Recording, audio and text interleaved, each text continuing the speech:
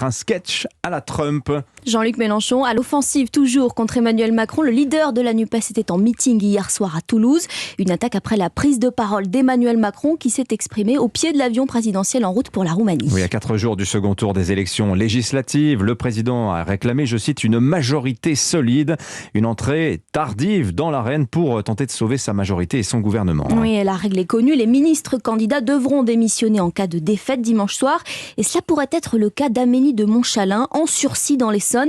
La ministre de la Transition écologique est à ce stade devancée par son adversaire de la NUPES.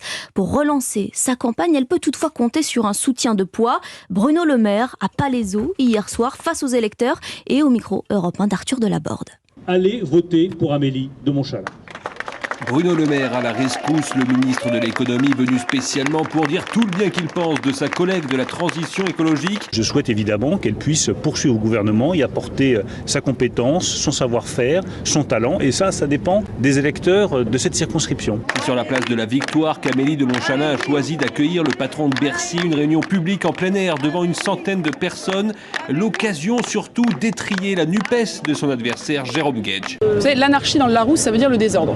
Quand je regarde et quand je lis le programme de la NUPES de son premier à son dernier point, il y a beaucoup de désordre.